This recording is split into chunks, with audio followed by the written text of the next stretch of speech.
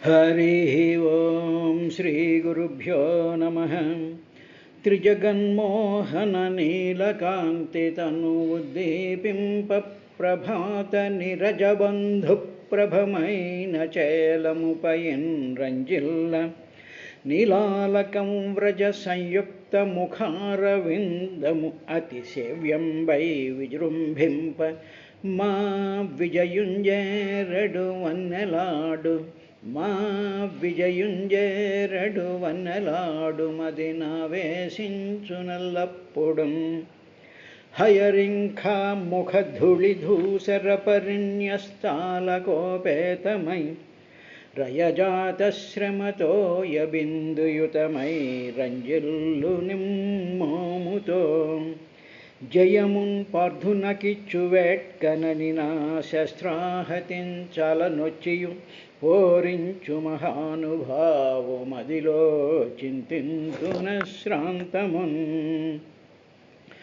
నరు మాటల్ విని నవ్వుతో ఉభయ సేనా మధ్యమక్షోణిలో పరులీక్షింప రథంబు నిల్పి పరభూపాలావళిం చూపుచుం పరభూపాయువులు ఎల్ల చూపులన శుంభత్కేళి వంచించు ఈ పరమేశుండు వెలుంగుచుండెడు హృత్పద్మాసనాసీనుడై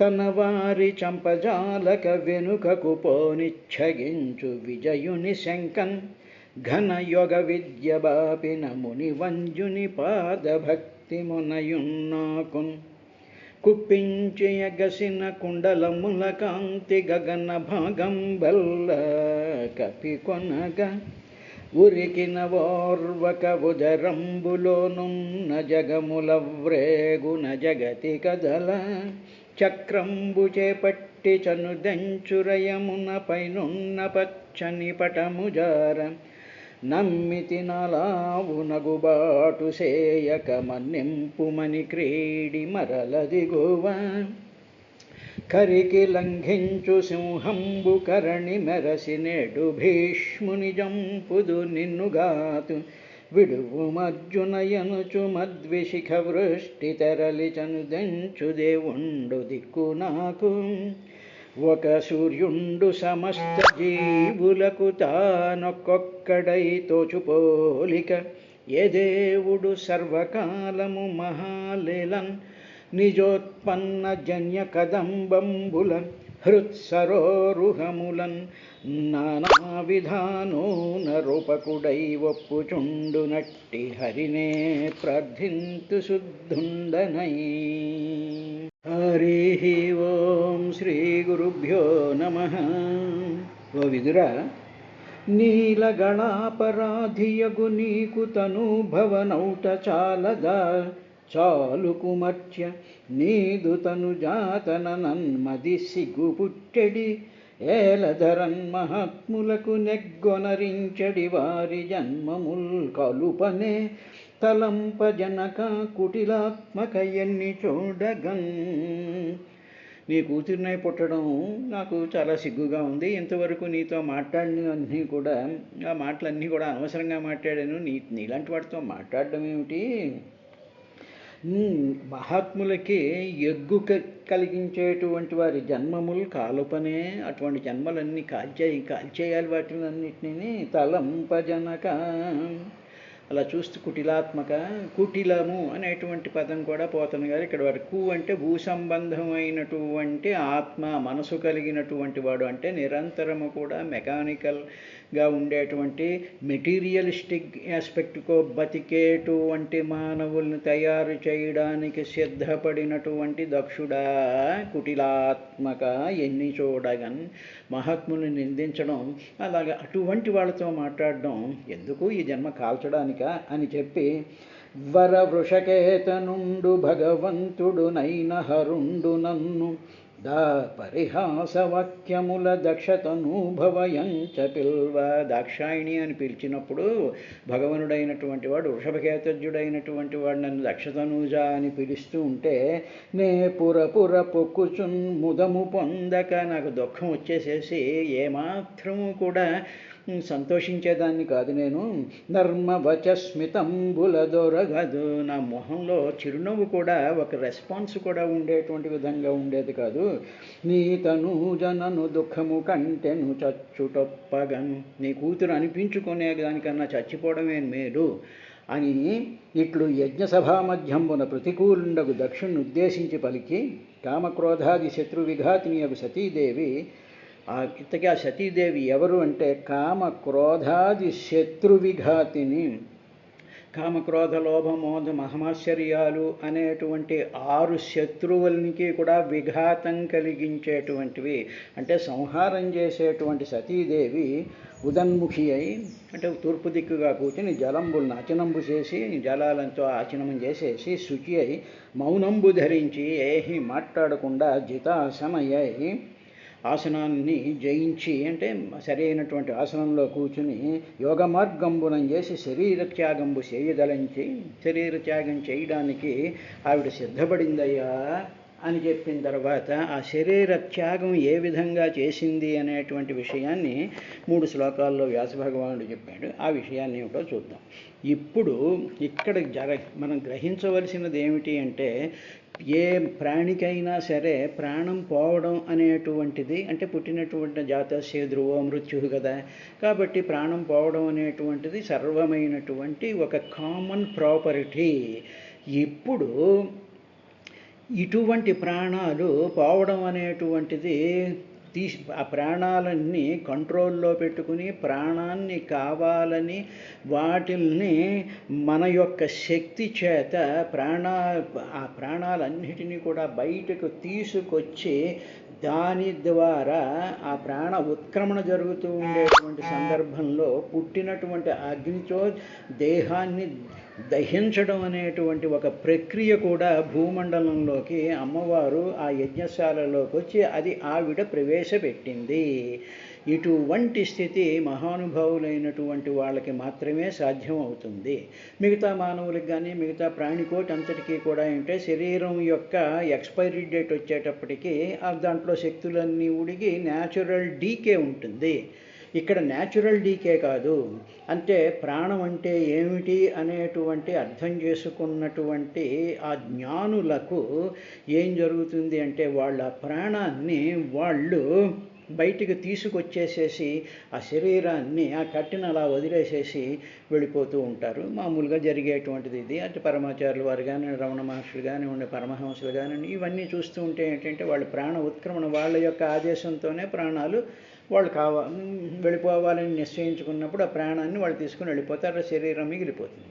కానీ ఇక్కడ అమ్మవారు చేసినటువంటిది ఏమిటంటే ఇంకొక స్టెప్, ఫర్దర్ స్టెప్ ఏం చేసింది అంటే, ఇక ఈ శరీరాన్ని మళ్ళీ ఏదో దహనం చేయాలి లేకపోతే ఏదో ఖననం చేయాలి అనేటువంటి విషయంలో మళ్ళీ ఆ దక్షుడు ఏదైనా చేస్తాడేమో అని చెప్పి తనే ఈ యోగ సమాధిలో నుంచి ప్రాణోత్క్రమణ చేసేటువంటి సమయం తాను చేసి యోగం ద్వారా దాన్ని చేసి శరీరాన్ని కూడా దగ్ధం చేసేసుకుంది అమ్మవారు.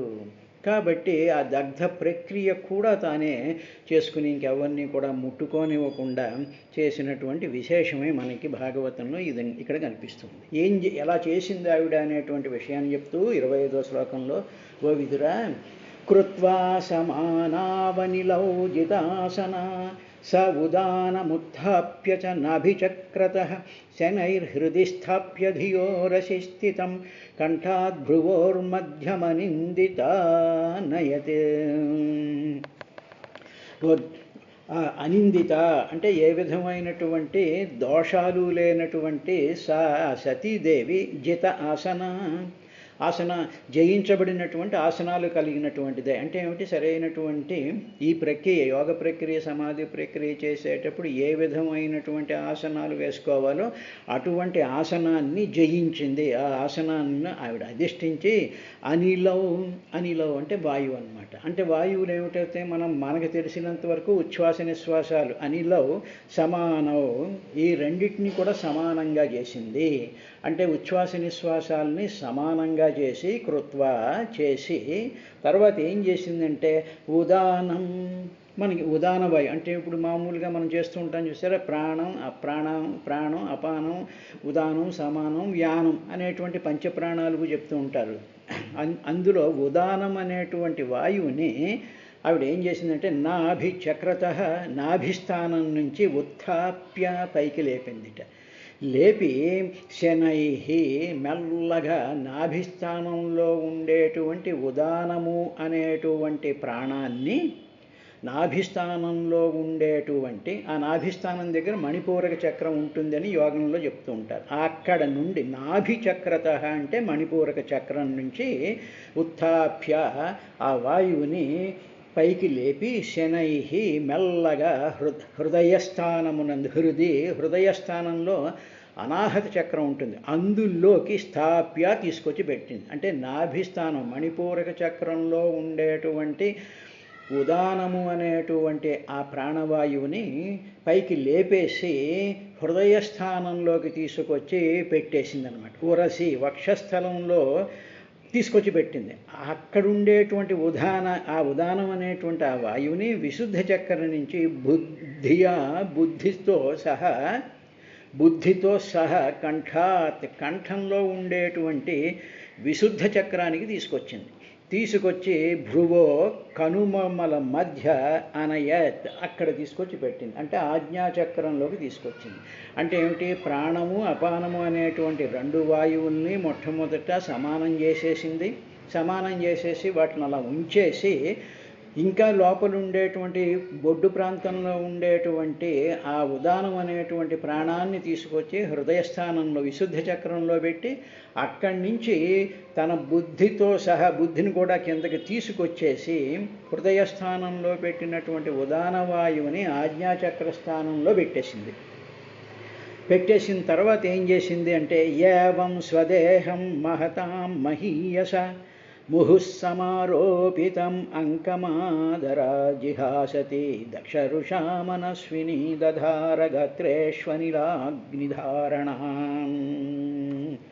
ఈ విధంగా పెట్టిందయ్యా విదురా. పెట్టిన తర్వాత మనస్విని అంటే అభిమానవంతురాలైనటువంటి, మనస్విని అంటే అభిమానం కలిగినటువంటి ఆ సతీదేవి మహాత్ములకు మహీయస పూజనీయుడైనటువంటి ఆ శివుని చేత ఏవం మహతాం మహీయస ముహు మాటికి కూడా అంకం, ఆ శివుడు పార్వతీదేవిని ఎప్పుడు కూడా ఇలా రా అని చెప్పి చాలా దగ్గరగా తీసుకుని అంక ప్రాంతమందు అంటే ఏమిటి, ఆ ఒడిలో అస్తమాను కూడా ముహుహు మాటికి కూడా సమారోహితం తీసుకొచ్చి ఆవిడ దగ్గరగా పట్టుకుని ఎప్పుడు కూడా అంకస్థానంలో అధిష్ఠింపజేసుకునేటువంటి వాడు. అటువంటి శివుడి యొక్క స్పర్శ చేత నిరంతరము కూడా మురిసిపోయి ఆ శివజ్ఞానంతో ఆనందోల్లాసాలతో ఉండిపోయి ఆ శివుడి యొక్క కళ్ళల్లోకి నిరంతరము కూడా అలాగే చూస్తూ ఉంటే అందుకనే కదండి మన లలితాశాస్త్రంలో చెప్తారు ముఖాలోక కల్పిత శ్రీ గణేశ్వర అంటే ఏమిటి, ఆ శివుడి యొక్క ముఖంలోకి అలా కంటిన్యూస్గా ఒళ్ళో కూర్చుని చూస్తూ ఉంటే దానిలో నుంచి సమస్త గణాలకి అధిపతి అయినటువంటి ఆ మహాగణేశుడు పుట్టాడు అని లలితాశాస్త్రంలో ఉందిగా. అలాగా ఈవిడ్ని నిరంతరము కూడా శివస్పర్శ చేత శివుడి యొక్క అంగస్థానంతో ఉండేటువంటి స్వదేహం తన దేహాన్ని దక్షుని కోపం కారణంగా దక్షుడు తనకి అవమానం చేసినటువంటి అనాదరంగా తనలో పుట్టినటువంటి ఆ కోపంతో సతీ వదిలేద్దాం ఈ దేహాన్ని, ఇది కలుషితమైపోయింది. ఆ క్రోధమైనటువంటి చూపులతో ఆ నిరాదరణ చేత ఇతనిగా నేను పుట్టాను అనేటువంటి భావం రాగానే గాత్రేషు వెంటనే ఈ యోగస్తంభన చేసి ప్రాణస్తంభన చేసినటువంటి అమ్మవారు గాత్రేషు మొత్తం సమస్తమైనటువంటి అవయవాలన్నిట్లోనూ కూడా అగ్నిధారణం అనిలం అంటే వాయువు, అగ్నిని ఈ రెండిటిని కూడా రెండిటిని కూడా ధారణ చేసింది. ఇందులో మనకి అంతకుముందు చెప్పుకునేటువంటి విషయంలో తెలుసు, మానవుడి యొక్క శరీరంలో 49 రకాలైనటువంటి అగ్నులు ఉంటాయి అని చెప్పాం కదా. అంటే ఏమిటన్నమాట, అందుకనే మన శరీరం మరణించినప్పుడు చల్లబడిపోతుందంటే అగ్నులన్నీ పోతాయి, అదే వాయువు కూడా స్తంభించిపోతుంది. ఇప్పుడు అమ్మవారికి ఆ అగ్నులు ఎక్కడుంటాయో, ఆ అగ్నుల యొక్క స్థానాలు ఏమిటో, అదేవిధంగా ప్రాణాలు యొక్క స్థానాలు ఏమిటో ఆవిడకి తెలుసు. కాబట్టి ఈ వాయువుల్ని అనిల అగ్నిధారణం, వెంటనే శరీరంలో ఉండేటువంటి ఆ అగ్నులన్నిటినీ కూడా ఈ వాయువు చేత ప్రేరేపించింది, ఈ రెండిటినీ కలిపింది. అందుకనే అగ్నికి వాయువు తోడైందనుకోండి బ్రహ్మాండమైనటువంటి మంటలు వస్తూ ఉంటాయిగా. అదేవిధంగా అమ్మవారు తన శరీరంలో గాత్రేషు అవయవంలో ఉండేటువంటి ఆ అగ్నిని ఈ వాయువు చేత స్తంభింపజేసినటువంటి, అంటే ఆజ్ఞాచక్రం దాకా వెళ్ళినటువంటి ఉదాన వాయువు యొక్క ఆ వాయువు ప్రాణ అపాన ఉదాన సమాన వ్యాన్ వీటిలతో ఈ మొత్తం అగ్నిని అంతటినీ కూడా జ్వలింపజేసిందయ్యా. జ్వలింపజేసి ఏం చేసింది, ఆ అగ్ని లోపల అంతా అగ్ని బ్రహ్మాండంగా జ్వలించడం ప్రారంభించింది. వాయువు ప్రచండమైనటువంటి వేగంతో వేస్తూ ఉంది. అటువంటి సందర్భంలో విదురా తత స్వభర్తుశ్చరణాంబుజాసవం జగద్గురోశ్చింతయతీవ నచాపరం దదర్శ దేహో హత కల్మషాసతే సద్య ప్రజ్వాల సమాధిజాగ్నినా. తతః ఆ తరువాత ఇలాగా ఈ రెండింటినీ కూడా శరీరంలో ధారణ చేసి జగద్గురోహో, జగతంతటికి గురువైనటువంటి తండ్రి అయినటువంటి స్వభర్తు తన భర్త అయిన శివుని చరణ అంబుజ ఆసవం. అప్పుడు అటువంటి పరిస్థితిలో ఆవిడ తలుచుకున్నది ఎవరిని అంటే చరణ అంబుజ ఆసవం, ఆ పరమశివుడి యొక్క 2 పాద పద్మాలని కూడా ఆవిడ ఆ స్థితిలో తలుచుకుంటూ చింతయతి ధ్యానిస్తూ సతీ, ఆ సతీదేవి అపరం మరొక దానిని నదర్శ చూడలేదు. అంటే ఏమిటన్నమాట, అటువంటి యోగ సమాధిలో ఉన్నప్పుడు, అటువంటి స్థితిలో ఉన్నప్పుడు ఈ అగ్నులు ఈ ప్రాణాలు అన్నీ కూడా శరీరం అంతటిని కంపింపజేస్తూ అగ్నిధారణ చేసినటువంటి అటువంటి పరిస్థితిలో కూడా అటు అగ్నిని కానీ అటు వాయువుల్ని కానీ అక్కడ ఎదురుగా ఉండేటువంటి ఆ యజ్ఞవాటికలో ఉండేటువంటి వాళ్ళని కానీ ఎవరిని చూడకుండా తన కళ్ళ ముందు పరిపూర్తిగా చరణ అంబుజం, ఆ లోక గురువు అయినటువంటి ఆయన యొక్క చరణాలను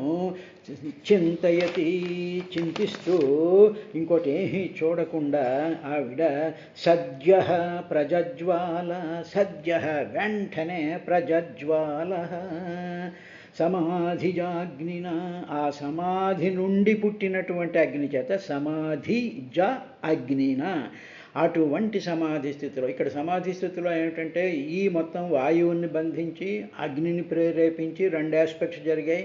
అప్పుడు బుద్ధి అంతా కూడా ఇంకా బుద్ధిలో ఇంక ఏమీ లేకుండా ఇతరమైనటువంటివి ఏమీ అపరం ఇంకా మరే దాన్ని చూడకుండా చరణ అంబుజ ఆసవం స్వభర్తు చరణ అంబుజ ఆసవం, తన సొంత భర్త అయినటువంటి తనకి భర్త అయినటువంటి ఆ శివుడి యొక్క పాదపద్మాలని ధ్యానిస్తూ సజ్జ వెంటనే ప్రజ్వాల, వెంటనే ఆ శరీరం కాలిపోయిందయ్యా. వెంటనే భగ్గుమని మంట వచ్చేసి సతీదేవి అందులో ఆవిడ కాలిపోయింది అనేటువంటి విశేషాన్ని చెప్పారు. చెప్పిన తరువాత విదురా అప్పుడు ఏం జరిగిందో తెలుసా అంటూ తతస్పశ్యతాం ఖే భువి చాద్భుతం మహద్ధాహేతి వదస్సు మహానజాయత హంత ప్రియా దైవతమస్య దేవి జహావసూంకేన సతీ ప్రకోపిత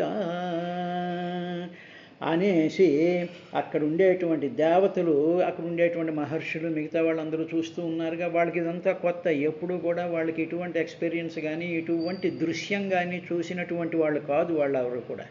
అటువంటి వాళ్ళు దేవతలు మొదలైనటువంటి వాళ్ళు ఈ మహత్తరమైనటువంటి ఆశ్చర్యకరమైనటువంటి యోగాగ్ని దగ్ధ సంభూతమైనటువంటి ఆ సతీదేవి యొక్క ఆ యోగ ప్రక్రియ స్వరూపానికి వాళ్ళందరూ ఆశ్చర్యపోయి అయ్యో అయ్యో అంటూ బిగ్గరగా ఆహాకారాలు చేశారు. ఎందుకంటే శరీరం కాలిపోతున్నప్పుడు వాళ్ళకి అది కనిపించింది. ఒక పక్కన ఆశ్చర్యం, ఏమిటి ఇలాగా శరీరం అంటుకుపోగలుగుతుందా, అంత ఇదిగా చెయ్యగలదా అని చెప్పేసి అంటూ వాళ్ళందరూ కూడా అప్పుడు అయ్యో శివుడు దేవాది దేవుడు, ఆయనకి అత్యంత ప్రియురాలైనటువంటిది సతీదేవి, అటువంటి ఆవిడ ఈ దక్షుడి మీదకి ఆ దక్షుడు ఈవిడికి తీవ్రమైనటువంటి కోపం వచ్చేటట్టు చేశాడు. అయ్యో కూతురు వచ్చింది, ముద్దులో గారా పట్టి ఆయన దగ్గరికి తీసుకుని ఆదరణ చేసి ఆవిడకి కావలసినవన్నీ చేసావు. అమ్మ వచ్చావా తల్లి, పోనీ మీ ఆయన రాకపోయినా పర్వాలేదులే, నువ్వు వచ్చావు అని చెప్పి లాలించి దగ్గరికి తీసుకోవలసినటువంటి వాడు నిరాదరణ చేసి మొహం పక్కకి తిప్పేసేసుకుని చేసేటప్పటికీ దుఃఖంతోనూ బాధతోనూ కోపంతోనూ భర్తను అవమానించాడు అనేటువంటి ఆ స్థితితోనూ అయ్యో నా భర్త యొక్క గొప్పతనాన్ని గ్రహించలేక నా భర్తను అవమానించి తద్వారా నన్ను అవమానించాడు అనేటువంటి కోపం చేత ఆమెడ ప్రాణాలు విడిచేసి పెట్టేసింది అని పలుకుతూ వాళ్ళందరూ అక్కడ దేవతలు, ఋషులు, అక్కడ ఉండేటువంటి అగ్నులు, అక్కడ ఉండేటువంటి బంధుగణాలు, అక్కడ ఉండేటువంటి జనులందరూ కూడా భూమి ఆహాకారాలు చేసేటప్పుడు ఆ ఆహాకారాల యొక్క ఆ శబ్దం అంతా కూడా అటు ఆకాశంలోనూ భూమిలోనూ కూడా వ్యాపించిపోయిందయ్యా విదురా అని విదురుడికి యోగాగ్ని ద్వారా శరీరాన్ని దగ్ధం చేసేటువంటి ప్రక్రియను భూమండలంలోకి ప్రవేశపెట్టింది సతీదేవి. ఇప్పుడు మనం జాగ్రత్తగా గమనించినట్లయితే సమస్తమైనటువంటి భూలోకవాసులకి కూడా ఏమిటి లోపలికి వచ్చింది అనేటువంటి చూసినట్లయితే బంధువుల మీద ప్రేమాభిమానాలు, ఆత్మీయత, నా వాళ్ళు అనుకుని అటు తల్లిదండ్రులు, అప్పచెల్లిళ్ళు, బంధువులు, మిత్రులు, గురువులు వీళ్ళందరితోనూ కూడా కాంటాక్ట్ పెట్టుకునేటువంటి ఆ మనోలక్షణం సతీదేవి ఆ యజ్ఞశాలలోకి తీసుకొచ్చి మొట్టమొదటి ప్రవేశపెట్టింది. పెట్టిన తరువాత ఏం చేసింది, అదంతా వచ్చేసింది. అంటే అప్పుడు ఆ యజ్ఞంలో పుడుతూ ఉండేటువంటి జనులందరికీ కూడా ఈ శక్తి, సతీదేవి అంటే శక్తి, ఏమిటి శక్తి అంటే బంధుగణాల మీద ఆప్యాయతలు, ప్రేమలు, మమకారాలు ఇవన్నీ కూడా సమస్త జీవులలోకి కూడా ఆ శక్తిలో ఉండేటువంటి మమత్వము అనేటువంటిది సమస్త జీవుల్లోకి వచ్చేసింది. నెంబర్ 1 వచ్చేసింది, బాగానే ఉంది. అటువంటి సందర్భంలో నిరాదరణకు కానీ అవమానానికి కానీ తన వాళ్లను నిందించినప్పుడు కానీ తనకు సంబంధించినటువంటి దానికి కానీ ఏమాత్రం నిరాదరణ జరిగినా, నింద జరిగినా, అపకారం జరిగినా కూడా ప్రతీకారం తీసుకునేటువంటి విధానం కూడా దాంట్లోకి వచ్చింది. అందుకనే దక్షుణ్ణి నానా మాటలు అంటుంది అని అక్కడ ఉండేటువంటి వాళ్ళందరినీ కూడా అంటుంది. ఇటువంటి నిరాదరణ జరుగుతున్నప్పుడు, ఇటువంటి ధర్మదోషం జరుగుతున్నప్పుడు, ఇటువంటి దోష ప్రక్రియలు జరుగుతూ ఉన్నప్పుడు బుద్ధి కలిగినటువంటి పిరికివాడైతే చెవులు 2 మూసుకుని వెళ్ళిపోవాలి, ధైర్యవంతుడైతే ప్రాణాలకైనా తెగించి అటువంటి దైవనింద దోష ప్రక్రియలు జరుగుతున్నప్పుడు నాలుకలు కట్ చేయాలి అనేటువంటి విశేషాన్ని కూడా చెప్పింది. ఇటువంటి చెప్పిన తర్వాత ఇవన్నీ కూడా సకల మానవులకి, ప్రాణులకి న్యాచురల్గా ఉండేటువంటి ఈ మానసికమైనటువంటి అవస్థలు ఈ భూమండలంలోకి, ఈ మానవ కోటిలోకి ఇవన్నీ వచ్చాయి. వచ్చిన తర్వాత మరణము అనేటువంటిది తప్పదు కాబట్టి ఆ మరణము సాధారణంగా శరీరం డీకే అయిపోయి వచ్చేటువంటి మరణాలు కాకుండా మరొక మార్గం, శరీరాన్ని వదిలేయడం, శరీరాన్ని దగ్ధం చేసేసుకుంటూ, అంటే సెల్ఫ్ ఇములేషన్, అంటే ఏదో పెట్రోల్ పోసేసుకుని ఉరి తీసేసుకుని చచ్చిపోవడం కాదు, అది కాదు. ఇది యోగాగ్ని ద్వారా, ప్రాణస్తంభన ద్వారా, ఆ యోగ ప్రక్రియ ద్వారా ప్రాణాలని అన్నిటినీ కూడా స్తంభింపజేసి తద్వారా అగ్నిని జనరేట్ చేసి శరీరాన్ని దగ్ధం చేసేటువంటి ఆ మహత్తరమైనటువంటి, అది మహానుభావులకే సాధ్యమైనటువంటి ఒకానొక శరీర త్యాజ్యము, అంటే శరీరాన్ని వదిలేయడం అనేటువంటి ప్రక్రియను తీసుకొచ్చి ఆవిడ ఈ భూమండలంలో ప్రవేశపెట్టిందయ్యా విదురా అని చెప్పిన తరువాత ఏం జరిగింది అనేటువంటి విషయాన్ని చెప్తూ అహో అనాత్మ్యం మహదస్య పశ్యత ప్రజాపతేర్యస్య చరాచరం ప్రజాః జహావశూన్యద్విమతాత్మజా సతీ మనస్వినీ మానమభీక్ష్ణమర్హతి. ఆశ్చర్యం! సకల చరాచర ప్రాణుల్ని కూడా ప్రేమగా చూడవలసినటువంటి దక్ష ప్రజాపతి అంటే ఏమిటి? తను మానవుని సృష్టిస్తున్నాడుగా, ఆ మానవులు సృష్టించేటువంటి గారికి తను పెట్టుకున్నాడుగా. అటువంటి అన్ని ప్రాణుల్ని కూడా తండ్రిలాగా సమానంగా చూడవలసినటువంటి ఆ దక్ష ప్రజాపతి చూడు ఎంత దౌర్జన్యం చేశాడో. తనకి చాలా ఇష్టమైనటువంటి తన కుమార్తెను సతీదేవిని అవమానించేశాడు. అటువంటి సతీదేవిని ఎన్ని మార్లు గౌరవించినా అటువంటి మహాపతివ్రతని, అటువంటి శివభక్తురాల్ని, అటువంటి శివుడి అంకస్థానం మీద నిరంతరం ఉంటూ గణేశాది దేవగణాలకి సృష్టినిచ్చినటువంటి అమ్మవారికి ఎన్నిసార్లు గౌరవించినా కూడా అన్నిసార్లు కూడా గౌరవానికి అర్హురాలైనటువంటి ఆవిడ, అటువంటి ఆవిడ ఈతడు అవమానించినటువంటి కారణంగా పవిత్ర హృదయంరాలైనటువంటి ఆ సతీదేవి ప్రాణాలను విడిచిపెట్టింది కదా. అయ్యో అయ్యో అని చెప్పి దేవతలందరూ కూడా చాలా బాధపడ్డారయ్యా అనేటువంటి విషయాన్ని చెప్పారు. రేపటి కార్యక్రమంలో ఇంకా ఏం జరిగింది అనేటువంటి విశేషాన్ని చూద్దాం.